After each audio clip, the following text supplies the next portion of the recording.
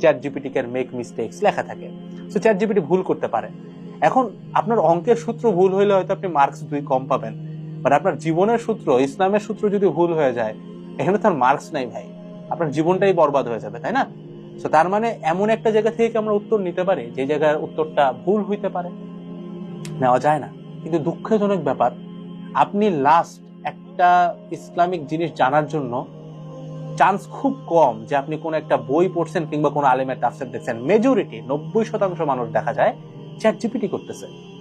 এখন আপনার কাছে মনে হতে পারে this is the biggest threat, যে চ্যাট জিপিটি ভুল দিচ্ছে, আমি তো এটা নিয়ে এই ভিডিওটা বানাচ্ছি। আসলে মেইন খেলাটা ভুলে না, এর থেকে আরো অনেক বড় ভুল আছে, অনেক বড় একটা খেলা আছে, যেটার কারণে আমি শুরুতে বলছি যে আমার কাছে ব্যক্তিগতভাবে মনে হয়, যেটা আমার মনে হওয়ার কিছু না, ইলন মাস্ক নিজেও এই কথাটা বলছেন। ইলন মাস্ক উনি আমাদের ইসলাম ধর্মের কেউ না, উনি শুরুতে বলছেন যে AI can be more dangerous than atomic bomb, অর্থাৎ পারমাণবিক বোমার থেকেও এআই ভয়ঙ্কর হইতে পারে। কেন, কিভাবে, সমস্যা কি? সর্বোচ্চ ভুল তথ্য দিচ্ছে। আসলে আমি আপনাকে বুঝাই কেন এআইটাকে অ্যাভেলেবেল করা হয়েছে। এইটা যদি উত্তরটা আপনি বুঝতে পারেন, তাহলে আপনি বুঝবেন যে এআই কতটা মারাত্মক হইতে পারে। আপনার বাচ্চা কাচ্চা, ছোট ভাই বোন নিজে অথবা আপনার সন্তানকে এখান থেকে কিভাবে শিখাইতে হবে। মানে এআই একটা art, you have to learn it, যে কিভাবে ইউজ করলে আমি আমার দিনের এগেইনস্টে যাচ্ছি না। ঠিক আছে? তো এখন আমি অনেকগুলো ভিডিওতে অলরেডি একবার বলছি যে এআই এর জন্ম কিন্তু 2020-21 সালে না। এআই অনেক পুরাতন একটা জিনিস। এআই আছে, আমাদের কাছে এআই এর একটা অংশের অ্যাক্সেস দেওয়া হয়েছে এই 20-21 সালের আশপাশে, মানে ভেরি রিসেন্ট আর কি, 4-5 বছরের মধ্যে।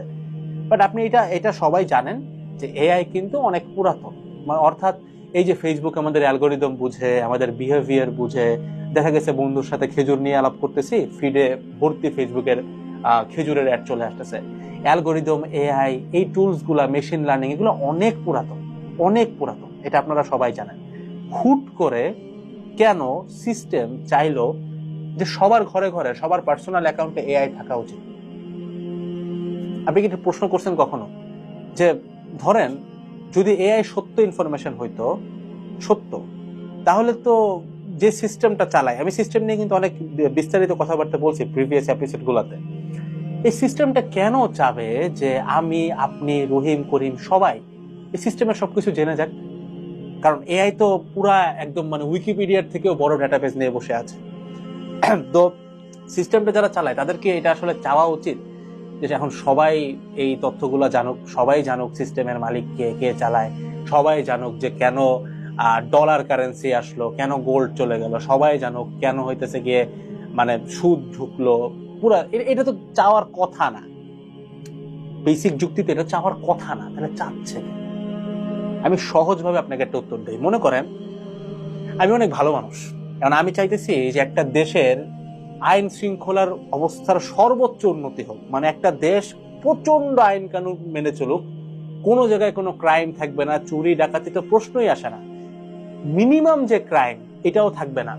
তো এটার সমাধান হিসেবে আমি কি করলাম, আমি সিস্টেমের মতো যদি এরকম চিন্তা করি যে ধরেন সবার হাতে আমি যদি আইন প্রণয়নের ক্ষমতাটা দিয়ে দেই, অথবা সবার হাতে যদি আইনের পাওয়ারটা দিয়ে দেয়, অর্থাৎ মনে করেন আপনার মনে চাইছে আপনি এই বিচার করে ফেললেন, অর্থাৎ আইন আপনি আপনার নিজের হাতে তুলে নিলেন। প্রত্যেকটা মানুষ, এটা শুধুমাত্র আপনি না, আমি করলাম, আপনি করলেন, আপনার বন্ধু করলো, সবাই করলো, অর্থাৎ যে যার মতো বিচার করে ফেলতেছে এবং তার বিবেকটাই সেখানে বিচারের মেইন মন্ত্র। আপনি কি বুঝতে পারতেছেন সমাজের অবস্থা কিরকম হবে? অর্থাৎ সবার হাতে যখন আপনি আইনের অ্যাক্সেস দিবেন, অর্থাৎ যে কেউ বলবে যে আচ্ছা আমি গাড়ি বাম না, আমি ডান দিক দিয়ে চালাবো, আরেকজন এসে বলবে যে ঠিক আছে ভালো কথা, আমি হচ্ছে গিয়ে গাড়ি ব্যাক গিয়ার দিয়ে চালাবো, পিছন দিয়ে চালাবো, সমাজের অবস্থা কি হবে? ডিসরাপ্ট হয়ে যাবে না? ডিসরাপ্ট হওয়ার মেইন কারণ কি ছিল? আইন ছিল? আইন কিন্তু ছিল না। ডিসরাপ্ট হওয়ার মেইন কারণ ছিল সবার হাতে আইনটাকে তুলে দেওয়া, অর্থাৎ একটা দেশের শাসন ব্যবস্থাকে ধ্বংস করে দেওয়া। সেই উত্তরটা এখন আপনি পেয়ে গেছেন। আমি যদি একটা জাতিকে পঙ্গু করতে চাই, আমি একটা সিস্টেম যদি চাই যে আমি যাদের উপরে শাসন করি তাদেরকে সম্পূর্ণ পঙ্গু করে দেব, সব থেকে সহজ উপায় হইতেছে তাদের জ্ঞানটাকে পঙ্গু করে দেওয়া। এবং জ্ঞানটাকে পঙ্গু করে দেওয়ার সব থেকে সহজ উপায় হচ্ছে সবার ঘরে ঘরে ইনফরমেশন দিয়ে দেওয়া, কারণ তখন কেউ আর ইনফরমেশনটা দেখবে না।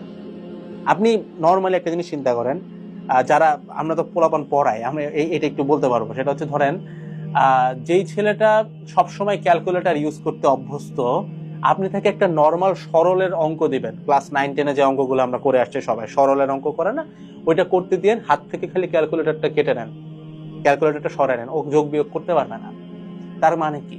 তার মানে সে আস্তে আস্তে ডিভাইসের প্রতি এতটা আসক্ত যে ক্যালকুলেটর ছাড়া সে কাজ করতে পারে না।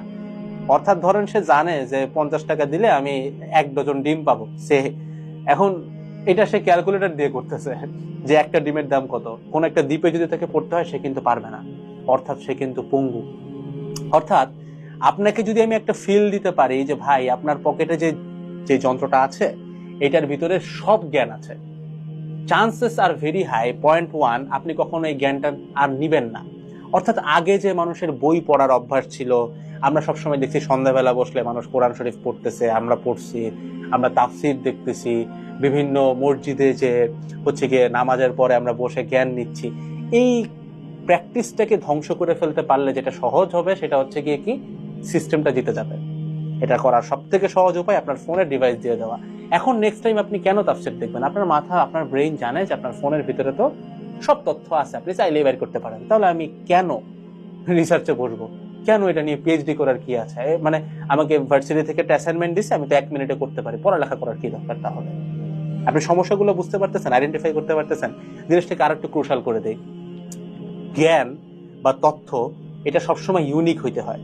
অর্থাৎ এইটা থেকে সাধারণ মানুষের যাওয়ার জন্য মাঝখানে একটা পথ পাড়ি দিতে হয়, তাহলে জ্ঞানটার প্রপার ডিস্ট্রিবিউশন হয়। এটা খুব ডিপ একটা বিষয়, এটা আপনাকে চিন্তা করতে হবে। এটা এরকম না যে বললাম উত্তর হয়ে যাবে, আপনাকে ভিডিও থামায় ভাবতে হবে। ধরেন সমাজে যদি আমরা একটা ক্লাস 5-এর বাচ্চাকে ভার্সিটি লেভেলের জ্ঞান দিয়ে দেই, সে কিন্তু জ্ঞানটা নিতে পারবে না।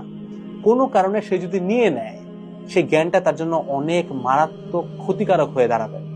এবং আমাদের ইসলামেও দেখবেন এই জিনিসটা ফলো করা হয় যে এত বছর বয়সের পরে বাচ্চাকে তুমি এই জ্ঞানটা দাও, তার আগে যদি তাকে এই জ্ঞানটা দেই, দেখা যাবে সে জ্ঞানটা সে মিস ইউজ করবে, সে বুঝবে না জ্ঞানটা, রাইট? অর্থাৎ আমরা এতটুকু বুঝতে পারতেছি যে জ্ঞানের তথ্য বা জ্ঞানের যে ভান্ডারটা, সেটার থেকে মানুষের একটা পার্থক্য থাকতে হয়। এবং এই ডিস্টেন্সটা এমন না যে শুধুমাত্র তমুক পারবে পার করতে, এমন না। ডিস্টেন্সটা এরকম যে আপনি পরিশ্রম করলে জ্ঞান আপনি পাবেন। অর্থাৎ আপনি যদি রিসার্চ করেন, আপনি জ্ঞানটা নিতে পারবেন।